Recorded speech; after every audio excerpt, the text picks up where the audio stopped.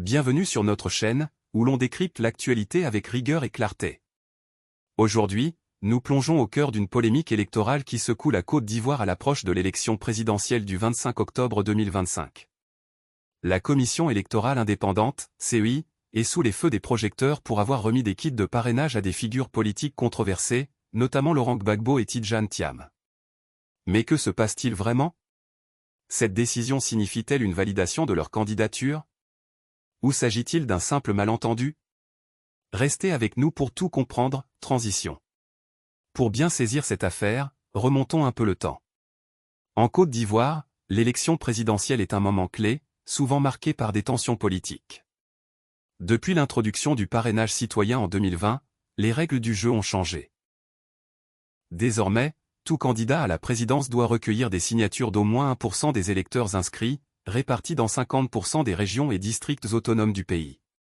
Ce mécanisme, censé limiter les candidatures fantaisistes, est au centre des débats.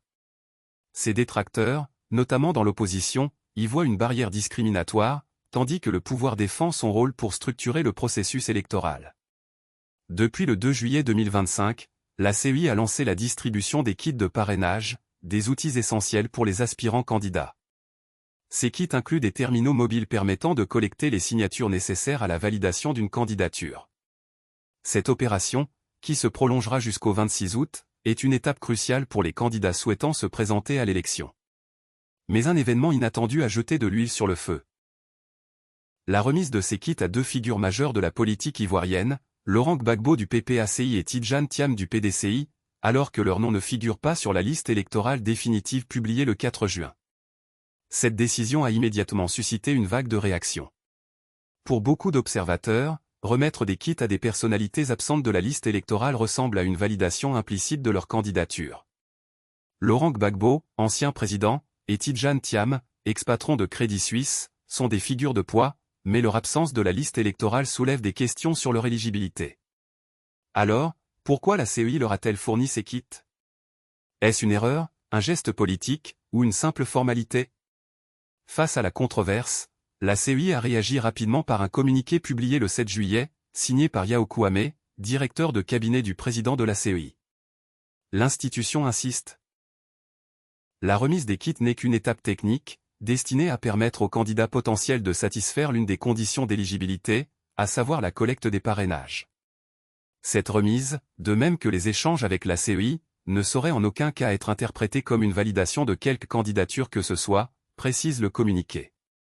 En clair, la CEI se défend de tout favoritisme et rappelle qu'elle n'a pas le pouvoir de trancher sur l'éligibilité des candidats. Cette prérogative revient exclusivement au Conseil constitutionnel, l'organe chargé de vérifier la conformité des dossiers et d'établir la liste définitive des candidats. Mais pourquoi cette situation fait-elle autant débat? D'abord, parce que le parrainage citoyen reste un sujet sensible. Introduit pour rationaliser le processus électoral, il est perçu par l'opposition comme un outil du pouvoir pour écarter certains candidats. Ensuite, les noms de Gbagbo et Thiam ne passent pas inaperçus.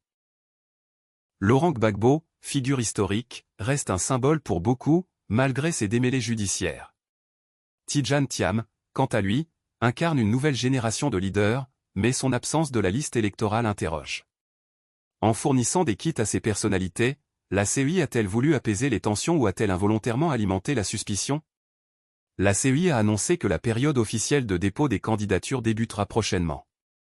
À ce moment-là, chaque dossier, y compris les listes de parrainage, sera examiné par le Conseil constitutionnel. C'est à cette étape que l'éligibilité des candidats sera véritablement tranchée.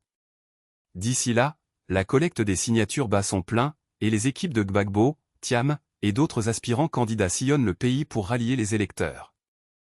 Cette affaire illustre les tensions et les enjeux complexes de la démocratie ivoirienne. À quelques mois de l'élection, chaque décision de la CEI est scrutée, analysée, critiquée. Alors, que pensez-vous de cette polémique? La CEI joue-t-elle son rôle avec impartialité, ou y a-t-il des zones d'ombre? Partagez vos avis dans les commentaires, abonnez-vous pour ne rien rater de nos analyses, et activez la cloche pour rester informé. On se retrouve bientôt pour décrypter la suite de cette course à la présidence.